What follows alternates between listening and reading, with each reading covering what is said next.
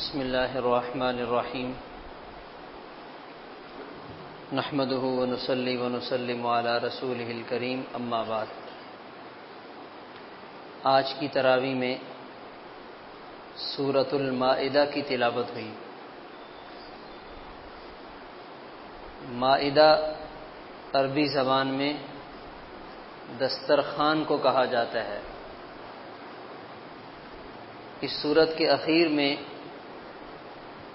حضرت عیسیٰ علیہ السلام کے زمانے کے ایک واقعے کا تذکرہ ہے۔ ان کے ماننے والوں نے یہ درخواست کی تھی کہ آپ اللہ تعالیٰ سے دعا مانگیں اور وہ ہمارے لیے کھانوں سے بھرا ہوا دسترخوان آسمان سے اتاریں۔ ان ينزل علینا مائدۃ من السماء۔ تو حضرت عیسیٰ علیہ السلام پہلے تو اس عجیب مطالبے کو سن کر حیران ہوئے کہ یہ کیسا مطالبہ ہے کہ اللہ تعالیٰ آسمان سے تمہارے لیے دسترخوان پہ کھانا اتارے۔ ان کو سمجھایا، منع کیا، مگر انہوں نے کہا کہ نہیں، ہمیں تو یہ کروانا ہے اور ہمیں یہ چاہیے۔ تو اللہ تعالیٰ نے ان کی فرمائش کے مطابق پھر دسترخوان اتار دیا، اور ان کو جو کہا گیا اس میں سے ذخیرہ نہیں کرنا، جو ہے وہ کھا کے ختم کر دے، تو انہوں نے اس کی بھی خلاف ورزی کی اور ان پر وبال بھی آیا۔ تو مائدہ اس سورت کا نام اس مناسبت سے رکھا گیا۔ یہ سورت مدینہ منورہ میں نازل ہوئی اور آپ صلی اللہ علیہ وسلم کی زندگی کے آخری حصے میں یہ سورت آئی ہے، اور اس سورت میں گویا کہ آپ صلی اللہ علیہ وسلم کی پوری زندگی کا نچوڑ اور آپ کی زندگی کا خلاصہ اور قیامت تک آنے والی امت کے لیے تعلیمات اور رہنمائی موجود ہے۔ کیونکہ جب بندہ دنیا سے جا رہا ہوتا ہے تو وہ اپنا کام سمیٹتا ہے، اپنی چیزوں کو جو ہے وہ ان کو ایک ترتیب دیتا ہے، اور ایسا ایک تیار خلاصہ اور ایک تیار چیز امت کے سامنے رکھتا ہے جس میں قیامت تک آنے والے انسان اس سے فائدہ اٹھا سکیں۔ تو یہ صورت اس اعتبار سے بہت اہمیت رکھتی ہے۔ اب اس میں اللہ تعالیٰ نے آغاز میں فرمایا، یا ایھا الذین آمنوا اوفوا بالعقود، اے ایمان والو اپنے وعدے پہ پورا اترو۔ وعدے کو پورا کرنا، وعدے کے اوپر انسان کو کسی کے ساتھ کوئی زبان دے دے، کوئی بات کر لے، اس کو پورا کرے، اس کا ہمیں ہمارے دین نے پابند بنایا ہے۔ اللہ تعالیٰ نے یہاں اس کا تذکرہ فرمایا۔ وعدہ خلافی کرنا یہ کس کی علامت ہے؟ منافق کی۔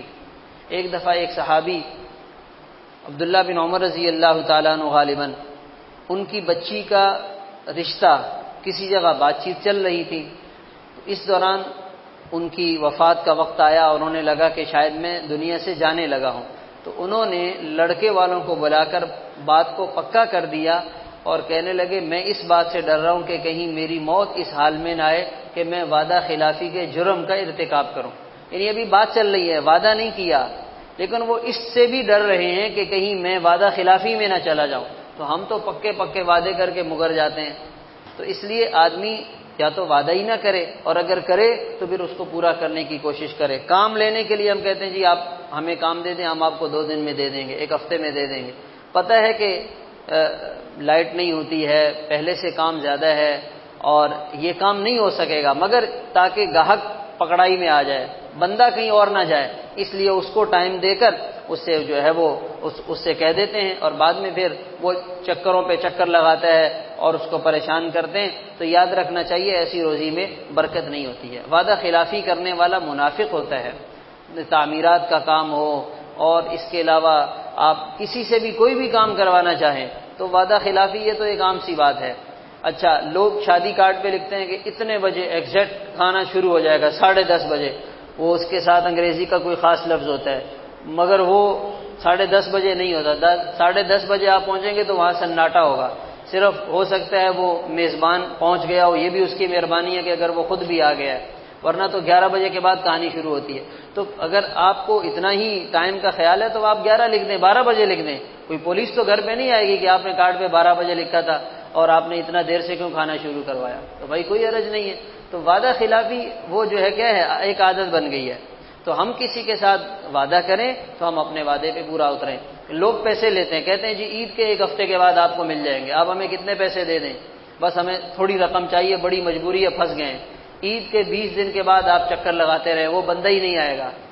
اگر نظر آ گیا اور اس نے آپ کو ٹائم پہ پیسے واپس کر دیے تو یہ زندہ جنتی ہے جو دنیا میں گھوم رہا ہے۔ تو ایسا ہوتا نہیں ہے۔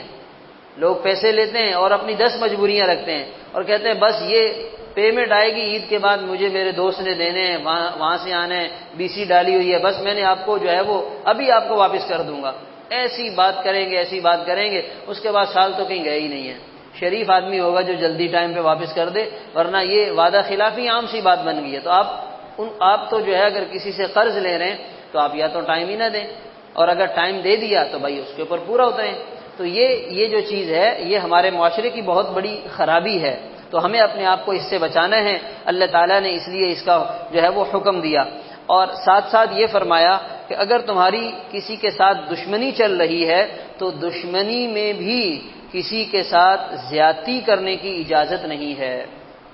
وَلَا يَجْرِمَنَّكُمْ شَنَآنُ قَوْمٍ أَن صَدُّوكُمْ عَنِ الْمَسْجِدِ الْحَرَامِ۔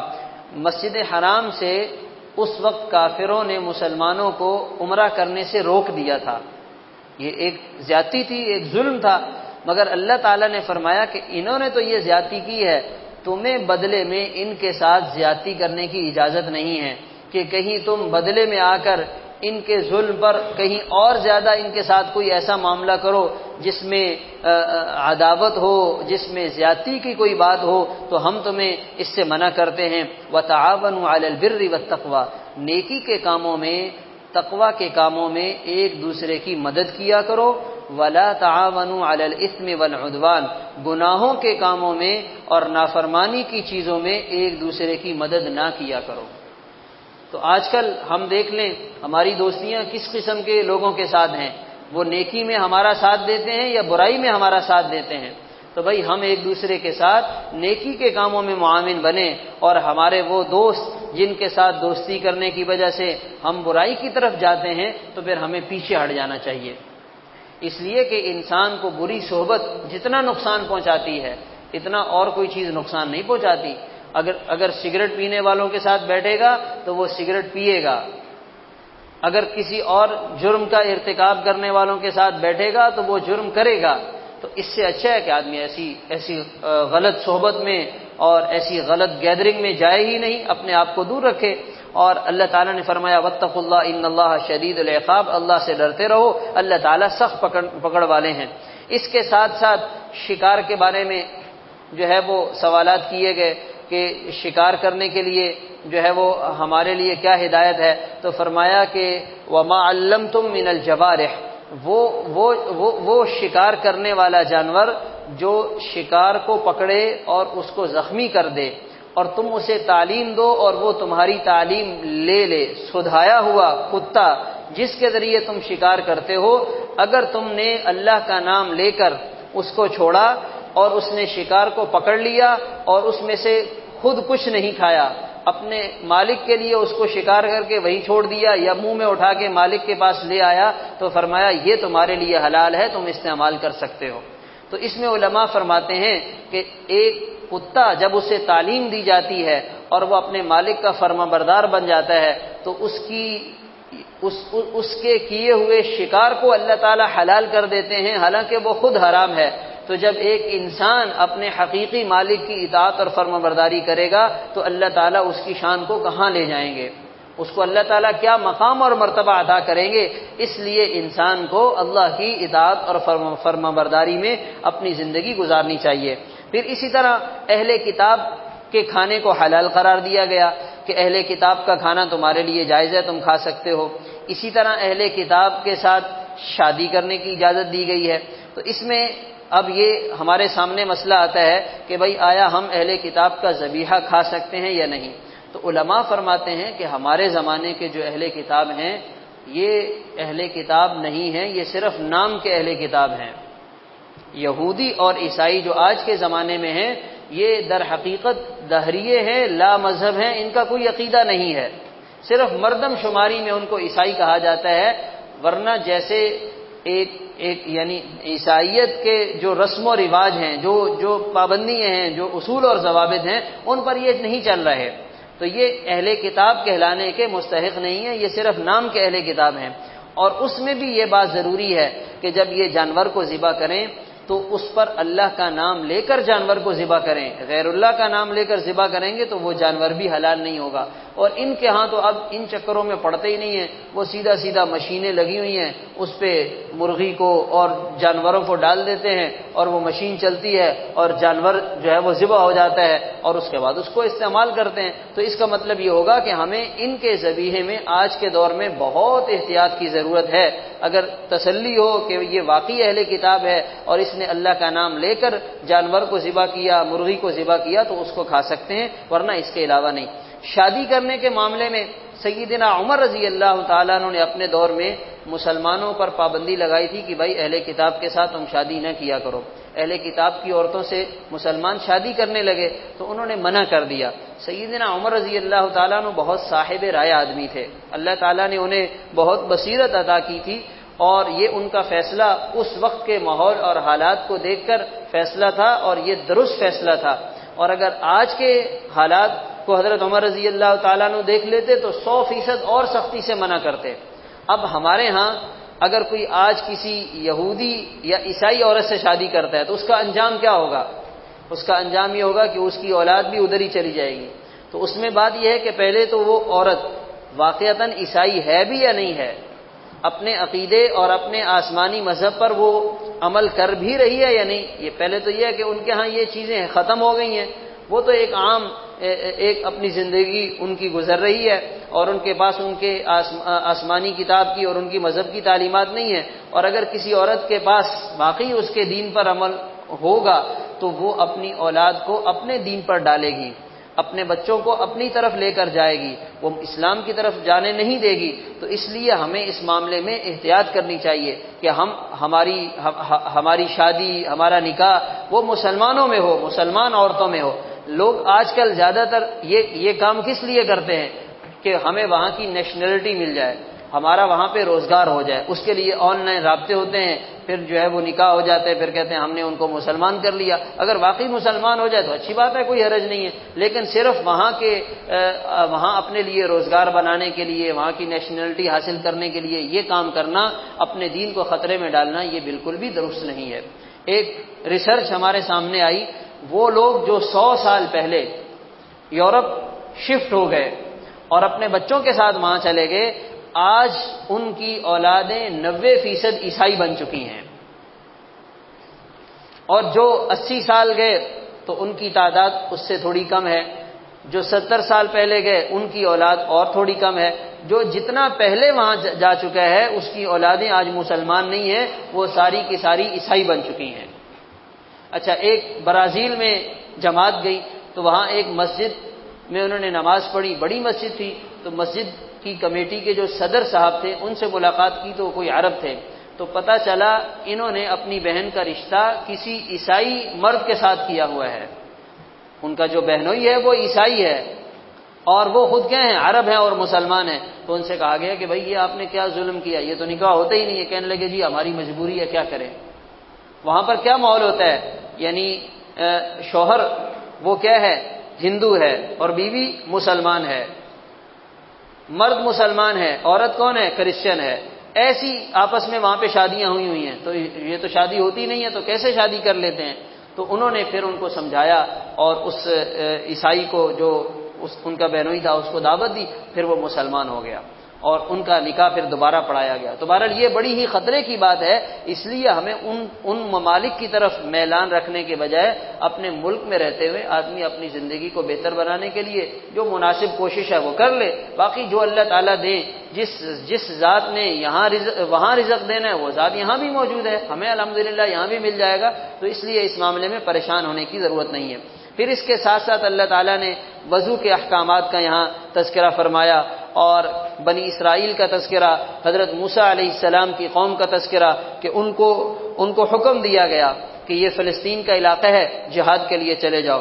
جب وہ وہاں پہنچے اور ان کو پتہ چلا کہ جو قوم فلسطین میں آباد ہے، عمالقہ ان کا نام تھا، وہ بڑی زبردست طاقت والی قوم ہے، تو ہمت ہار بیٹھے، کہنے لگے یا موسیٰ انا لن ندخلها ابدا ما داموا فیہا، جب تک یہ لوگ یہاں سے نہیں نکلیں گے ہم جہاد نہیں کریں گے، ہم لڑنے کے لیے نہیں جائیں گے۔ بزدل لوگ تھے، آپ جائیں اور آپ کا بھائی آپ کے ساتھ اور آپ کا رب آپ کے ساتھ، فاذهب انت وربك فقاتلا انا هاهنا قاعدون، ہم تو نہیں جائیں گے۔ اللہ تعالیٰ نے ان کی بزدلی کی سزا انہیں یہ دی کہ وہ 40 سال اس ایک میدان میں جسے وادی تیہ کہا جاتا ہے اس میں چکر لگاتے رہے اور گھومتے اور پھرتے رہے، یتیہون فی الارض فلا تأس علی القوم الفاسقین۔ اس 40 سال کی سزا کے بعد پھر وہ تیار ہوئے جہاد کرنے کے لیے، اور حضرت یوشع علیہ السلام کی سرپرستی میں انہوں نے جہاد کیا، اور پھر اللہ تعالیٰ نے انہیں غلبہ عطا کیا اور وہ فلسطین میں دوبارہ آباد ہوئے۔ آگے حضرت آدم علیہ السلام کے 2 بچوں کا تذکرہ، حابیل اور قابیل۔ قابیل نے قتل کیا اپنے بھائی کو، حابیل کو حسد میں آ کر قتل کیا کہ یہ میرا بھائی ہے، اور وہ حسد کا شکار ہوا۔ اس زمانے میں ایک دفعہ میں لڑکا اور لڑکی پیدا ہوتے، پھر اس میں ہوتا یہ کہ دوسرے حمل میں جو لڑکا اور لڑکی پیدا ہوا تو ان کا آپس میں ادلے بدلے میں نکاح ہوا کرتا تھا۔ دوسرے حمل کی جو لڑکی ہے پہلے حمل کے لڑکے کے نکاح میں آتی تھی، پہلے حمل کی جو لڑکی ہے وہ دوسرے حمل سے جو لڑکا پیدا ہوتا، شادی کی عمر کو پہنچ جاتے تو ان کا نکاح آپس میں ہوتا۔ یہ اس زمانے میں چونکہ انسانیت کی ابتدا تھی تو یہ جائز تھا۔ تو یہ جو قابیل ہے یہ کہنے لگا کہ میں اس لڑکی کے ساتھ شادی نہیں کروں گا، اس کے ساتھ کروں گا جو میرے ساتھ پیدا ہوئی ہے۔ تو دوسرے بھائی نے کہا کہ یہ تو غلط بات ہے، پھر کہنے لگے چلو ہم اللہ کے سامنے قربانی پیش کرتے ہیں۔ تو دونوں بھائیوں نے قربانی پیش کی، تو جو قابیل تھا اس کی قربانی رد ہو گئی، حابیل کی قربانی قبول ہو گئی۔ یہ بھی نشانی تھی کہ یہ غلط کر رہا ہے، پھر اس نے حسد میں آ کے اور بغض میں آ کے اپنے بھائی کو قتل کر دیا، اور یہ انسانیت میں سب سے پہلا قتل تھا۔ فقتلہ فاصبح من الخاسرین، اب پریشان ہے کہ میں کیا کروں، اپنے اس بھائی کی لاش کے ساتھ کیا کروں گا۔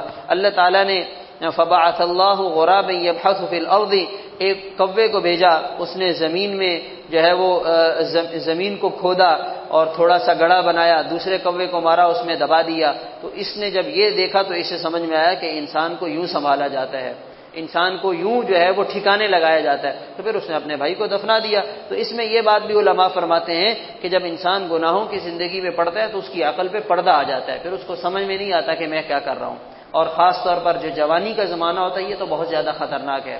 تو آدمی اپنے جوانی کے زمانے کو، جوانی کے نشے میں آ کے گناہوں کی زندگی کی طرف نہ جائے، وہ کام کرے جس کی اللہ تعالیٰ نے اجازت دی ہے۔ حرام کی طرف جائے گا، عقل میں بھی کمی آئے گی، صحت سے بھی جائے گا، آخرت بھی خراب ہوگی، اور نقصان کے علاوہ ہاتھ میں کچھ بھی نہیں آئے گا۔ کتنے لوگ ہیں جنہوں نے جوانی میں ہر قسم کی عیاشی کی ہے، تو بڑھاپے میں ان سے پوچھا جائے بھائی آپ سنائیں آپ کے تو بڑے مزے ہوئے، تو مزے اس کے اندر نہیں ہوتے ہیں، اس میں نحوست ہوتی ہے، اس میں بے چینی ہوتی ہے۔ حرام میں انسان کو کبھی بھی لذت نہیں مل سکتی ہے، وقتی طور پہ لگتا یہ ہے کہ بھائی مجھے تو بہت اچھا لگ رہا ہے، مجھے تو بہت مزہ آ رہا ہے، لیکن وہ سارا وقتی اور عارضی کام ہوتا ہے۔ جیسے آدمی اس حرام کام سے فارغ ہوتا ہے اس کے اوپر نحوست آنا شروع ہو جاتی ہے۔ اور حدیث پاک میں تو یہ بھی بتایا گیا جب زانی زنا کرتا ہے تو ایمان اس کے پاس سے نکل جاتا ہے اور اس کے سر پہ بادل کی طرح کھڑا ہو جاتا ہے۔ تو اس حالت میں اگر اس کی موت آ گئی تو کیا بنے گا؟ شراب پینے والا شرابی اگر شراب کے نشے میں موت آ گئی تو اس کا کیا بنے گا؟ تو اس لیے ایک آدمی ڈاکہ ڈالنے کے لیے جاتا ہے، ڈاکہ ڈالتے ہوئے مارا گیا، کتنا بڑا نقصان ہے۔ کسی کا مال چوری کرنے کے لیے گیا اور مارا گیا، کتنے بڑے خسارے میں ہے۔ تو انسان کو حرام کی طرف نہیں جانا چاہیے۔ اب اس بندے نے اپنی خواہش کو پورا کرنے کے لیے بھائی کو قتل کیا، کیا نتیجہ نکلا؟ آج تک جتنے قتل ہو رہے ہیں سب کا وبال کہاں جا رہا ہے؟ اس کے کھاتے میں جا رہا ہے۔ آج ٹک ٹاکر جو اپنی موویاں بنا کے یوٹیوب پہ ڈال رہے ہیں، جب تک لوگ ان کو دیکھیں گے اس کا وبال کس کو ملے گا؟ اس بنانے والے کو ملے گا۔ زیادہ سے زیادہ کیا ہو گیا؟ مشہور ہو گیا۔ اچھا مشہور ہونے سے کیا ہوا؟ 2-4 لوگوں نے عزت کی، تھوڑا سا سلام کیا، کہیں سے کوئی پیسہ ویسا مل گیا، بس اتنی سی بات ہے، تو ان پیسوں سے، اس شہرت سے، اس مشہور ہونے سے آدمی کا کون سا پیٹ بھرے گا؟ کچھ بھی نہیں ہوگا۔ چند دنوں کے بعد نہ یہ رہے گا اور نہ اس کی عزت کرنے والے رہیں گے، نہ اس کی شہرت رہے گی، مگر وہ قبر کا وبال جو ہے وہ اس کو ملتا رہے گا۔ تو جیسے اس نے حضرت آدم علیہ السلام کے بیٹے نے سب سے پہلا قتل کر کے اپنے لیے اپنی آخرت کو خراب کیا، تو اس میں ہمیں یہ پیغام دیا گیا کہ انسان کو یہ کام نہیں کرنا چاہیے۔ اس کے ساتھ ساتھ اللہ تعالیٰ نے یہود کا تذکرہ کیا اور ان کو جو تورات دی گئی اس کا تذکرہ کیا، اور ساتھ ساتھ یہ بتلایا وَمَن لَّمْ يَحْكُم بِمَا أَنزَلَ اللَّهُ فَأُولَٰئِكَ هُمُ الْكَافِرُونَ، جو اللہ کے نازل کردہ فیصلوں کے مطابق فیصلے نہ کریں یہ کافر ہیں، جو اللہ کے نازل کردہ فیصلوں کے مطابق فیصلہ نہ کرے یہ ظالم ہیں اور یہ فاسق ہیں۔ اللہ تعالیٰ نے اتنی بڑی بات کی ہے کہ جن کے ہاتھ میں اقتدار ہے، اختیار ہے، طاقت ہے، ان کے فیصلے اللہ کے فیصلوں کے خلاف ہیں، تو ایسے لوگوں کے بارے میں کیا فیصلہ اور کیا فتوی ہے؟ یہ کافر ہیں، یہ ظالم ہیں، یہ فاسق ہیں۔ تو انسان کو سوچنا چاہیے۔ باقی اب ہمارے ہاں مسئلہ یہ ہے کہ ہم بھی چاہتے ہیں کہ ہمارے ملک میں اسلامی نظام ہو، اسلام کے مطابق فیصلے ہوں، چور کو سزا دی جائے، کوڑے لگائے جائیں، اور یہ جتنی بھی بدعنوانی ہو رہی ہے، کرپشن ہو رہی ہے، یہ سب ختم ہو جائے۔ یہ مطالبہ تو اپنی جگہ درست ہے اور ہونا بھی چاہیے، ہم مسلمان ہیں، ہمیں اس کا حق ہے، لیکن جن لوگوں سے ہم یہ مطالبہ کرتے ہیں نا، ان لوگوں سے یہ مطالبہ کبھی پورا نہیں ہوگا۔ یہ اپنے آپ کو دھوکہ دینے والی بات ہے، یہ اپنے آپ کو دھوکہ دینے والی بات ہے۔ 75 سال ہو گئے، یہ کبھی پورا نہیں ہوا۔ ایک آدمی اپنے چھوٹے سے جسم پہ اسلام کے آسان احکام لاگو نہیں کر رہا، تو وہ پورے ملک میں اسلام کا نظام کہاں لاگو کرے گا؟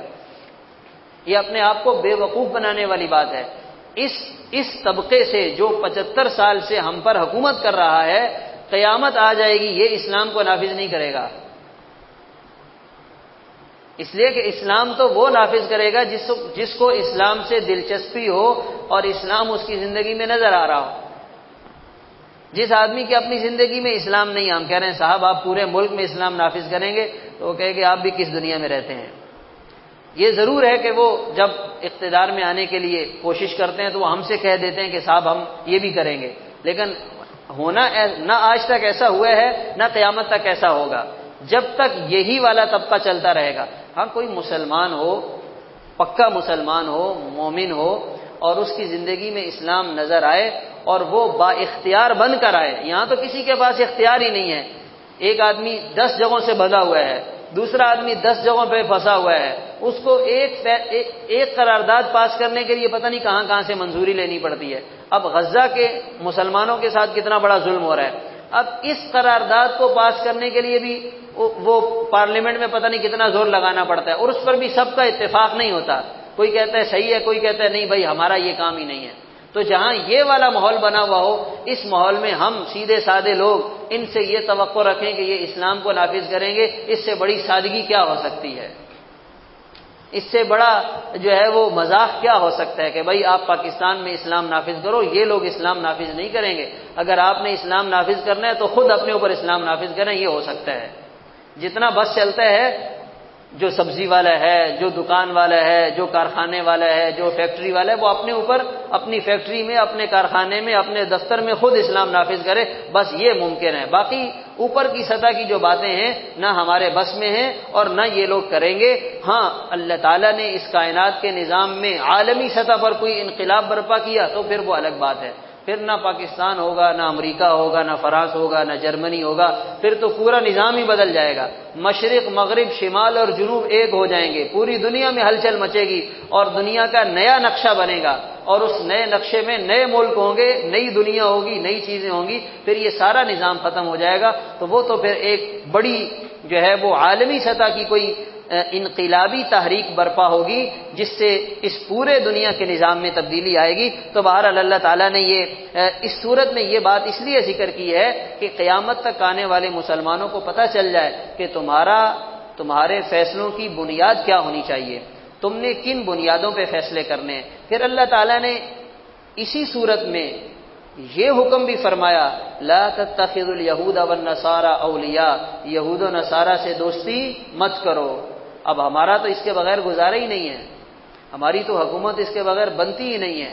ہماری تو حکومت اس کے بغیر چلتی ہی نہیں ہے، دوستی نہ کریں یہ کیسے ہو سکتا ہے؟ ہم نے تو پاکستان جس دن منایا تھا اگلے دن امریکہ کو فون کیا تھا صاحب آ جائیں ہمارا پاکستان بن گیا، اب بتاؤ کیا کرنا ہے؟ تو ہم تو پہلے دن سے اس کے ساتھ ہیں۔ تو اللہ تعالیٰ نے جب منع کیا، اب یہ آخری احکامات ہیں اور قیامت تک آنے والی امت کے لیے ہیں، تو ہم تو اس پہ عمل ہی نہیں کر رہے، تو پھر ہمیں کیسے کامیابی ملے گی؟ اس لیے یہ قیامت تک آنے والی امت کے لیے، چاہے وہ امت کے افراد حکومت میں ہوں یا عام طبقے سے تعلق رکھنے والے ہوں، فرمایا تم ان کے ساتھ دوستی نہ کرو، ان کی دوستی کا نقصان پتہ ہے کیا ہوگا؟ تمہاری نسلیں مرتد ہو جائیں گی، تمہاری نسلوں کا ایمان خطرے میں پڑ جائے گا، اس لیے ان کے ساتھ دوستی نہ کرو۔ ہاں اگر دوستی کرنی ہے تو کس کے ساتھ کرو؟ سب سے پہلے تو اللہ تعالیٰ کے ساتھ کرو۔ آج ہمارے پاس تو ٹائم ہی نہیں ہے اللہ تعالیٰ کے ساتھ دوستی کرنے کے لیے، انسانوں کے لیے ٹائم ہے، اللہ تعالیٰ کے لیے ٹائم ہی نہیں ہے۔ اور اگر دوستی کرنی ہے تو کس کے ساتھ کرو؟ محمد الرسول اللہ صلی اللہ علیہ وسلم کے ساتھ کرو۔ اور اگر دوستی کرنی ہے تو کس کے ساتھ کرو؟ ان ایمان والوں کے ساتھ کرو جو باعمل مسلمان ہیں۔ جو کون ہیں؟ باعمل مسلمان ہیں۔ اگر وہ اپنی زندگی نیکی اور تقوی کے ساتھ گزار رہے ہیں تو اس دوستی کا تمہیں بھی فائدہ ملے گا، ان قریب تم بھی ان کی اس زندگی میں اور ان کے اس رنگ میں ڈھل جاؤ گے، بدل جاؤ گے۔ اس لیے یہ لوگ ہیں جن کے ساتھ دوستی کرنی چاہیے، اور اس دوستی کا انسان کو فائدہ بھی پہنچتا ہے۔ اللہ تعالیٰ عمل کی توفیق عطا فرمائے۔